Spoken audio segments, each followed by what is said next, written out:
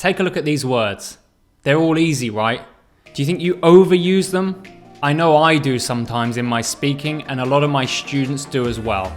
But for IELTS, we need to boost our vocabulary with some more options, and that's exactly what we're going to do today. I have made a list of 15 of the most common words that are overused among my students. I'm sure it's the same for you as well. Good, bad, hot, cold. These are very easy words that we can repeat in our answers. And remember, repetition is something that will bring down our fluency, and then also a lack of range will bring down the vocabulary section of our results. In this lesson, I'm going to go through the list of 15 common words. I'll give you 3 synonyms, and then I'll give you some extra information on these. But remember, be picky with the words that you actually use to your speaking. If you try to use all of today's words, you'll end up getting confused. So just pick the ones you like and then go step by step, integrating them into your answers. So let's start off with the first word, good. My synonyms are excellent, superb, top-notch. Now, top-notch is more specifically for the quality of something. So we could describe food or people in terms of their ability. So for example, the Korean footballer Son Heung-min is a top-notch athlete. Bad, awful, terrible, dreadful.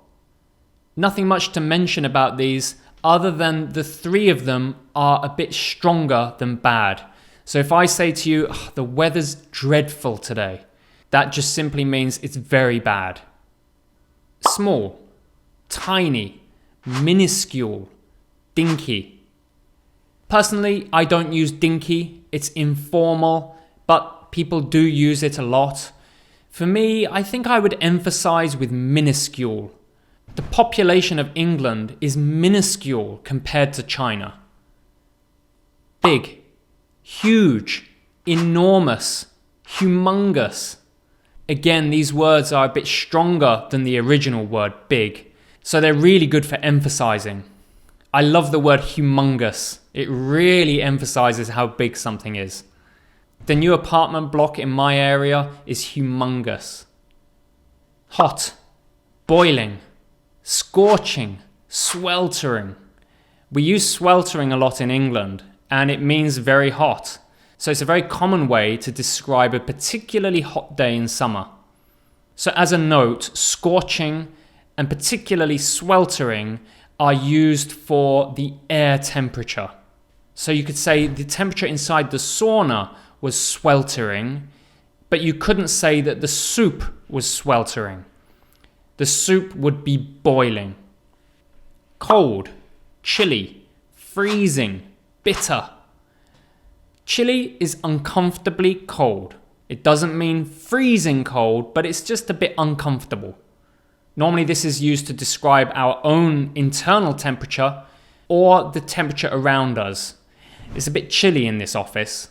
For me personally, I would often use freezing because you can use it in so many ways. Whether it's your feeling, the atmosphere, the food, whatever it is, freezing is a very flexible word. Like, be into, be fond of, adore. This is an area where you can really easily boost your vocabulary. It's too easy to say like.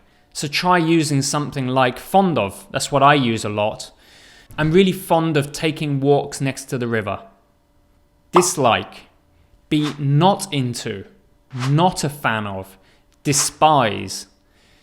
Again, this is a really easy one to boost your vocabulary. If you particularly dislike or hate something, try using despise. It's very strong, so be careful, but absolutely if you want to emphasize your dislike, despise is a good word. New, contemporary, modern, current. Obviously, with these 3 synonyms, it's meaning new in terms of time, not in terms of buying a new product. So you wouldn't say I bought a contemporary camera, you'd say I bought a new camera. but it's very useful for talking about things that are more modern or up to date. Old, ancient, aged, primitive. These are some interesting options. I really like the word primitive, especially when talking about technology.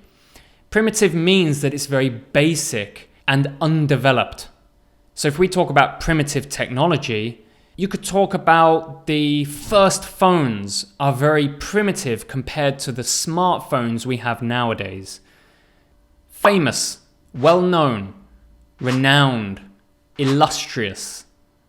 Well-known is an easy one, but how about adding renowned to your vocabulary? The pizza place near my house is renowned for its margarita pizza. Get, acquire, gather, obtain. I acquired a teaching certificate after many years of training. Happy, delighted, elated, ecstatic. These are all extreme adjectives, so they are stronger than happy, but sometimes that's what we want to emphasize in our answer. I was elated when my friends threw a surprise party. Important, vital, critical, essential. Here's another easy one to improve. They all have the same meaning and they're very interchangeable. So I got some vital information, some essential information, some critical information. Very easy way to expand your vocabulary. Finally, interesting, engaging, fascinating, captivating. These are particularly good words when you're talking about things like books or movies in your answers. The new Game of Thrones book is captivating. This is particularly interesting. It captivates my attention. So as I said, be picky. Don't use all of these words. I wouldn't use all of these words in my answers, but I have certain words that I like using, and you should be the same. Did I miss any words that you like to use? I'll take a look at your examples and give you some feedback. As always, thanks for watching today's class. Like and subscribe if you enjoyed the content. And please keep me up to date with your IELTS progress. I'm always glad to hear from students. Have a good week and see you very soon.